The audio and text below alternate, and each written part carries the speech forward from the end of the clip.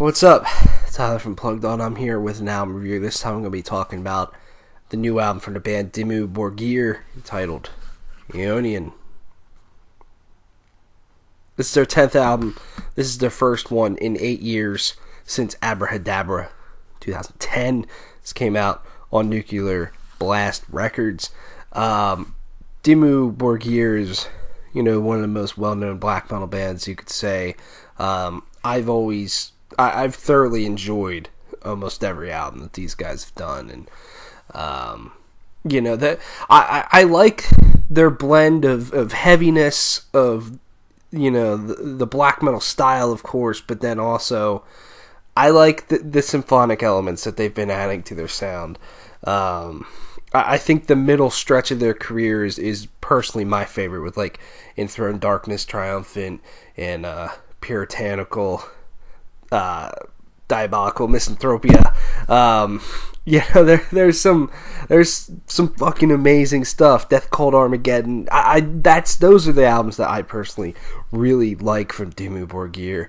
But I will have to say that I think this could potentially wind up being one of the most controversial metal releases of the year. I mean, we've had a few already, with like Machine Head, for example, probably being one of the bigger ones, but wow, does this album really have a lot of people divided. I have to say, personally, I like this album camp.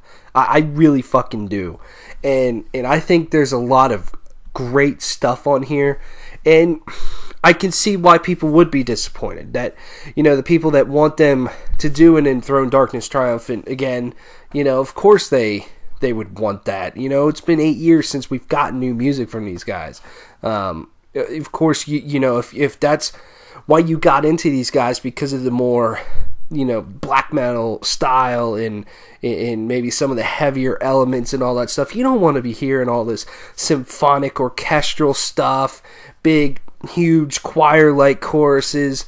You don't want to hear that stuff. That's not fully what you want, but at the same time, Dimmu have been doing a lot more and more of this with every album, and I truly do not understand why people didn't think this was going to happen. Like, how did you not think after, especially Abrahadabra, that they would all of a sudden go back to who they were? Like, really?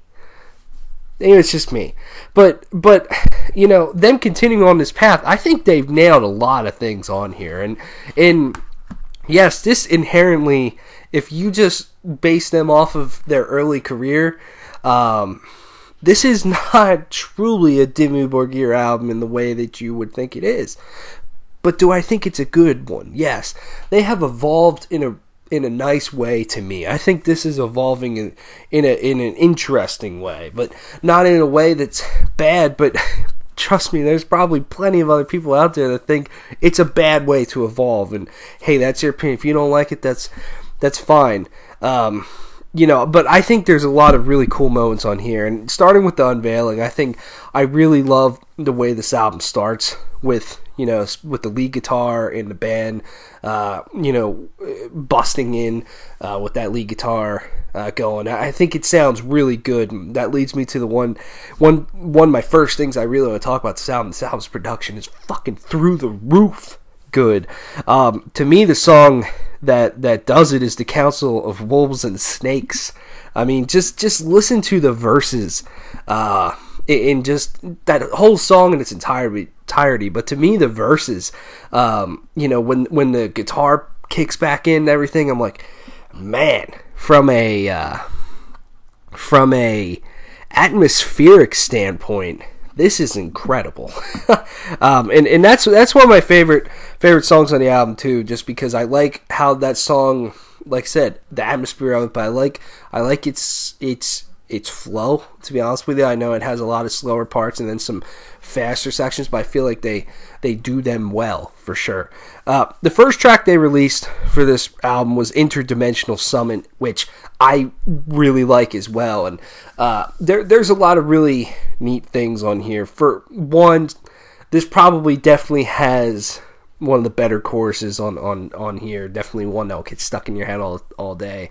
But to me, it's the guitar work, and this is something that I've always enjoyed from Dimmu, like whether it's the heavier stuff, the black metal stuff, or the fucking melodic stuff. They do it pretty well most of the time. And to me, the two guitar lead sections here with the guitar melody and then later with more of a solo, dude, one of the catchiest guitar sections I've heard in a really long time. And I'm very serious when I say that. That'll get stuck in your head all day. I know it does for me.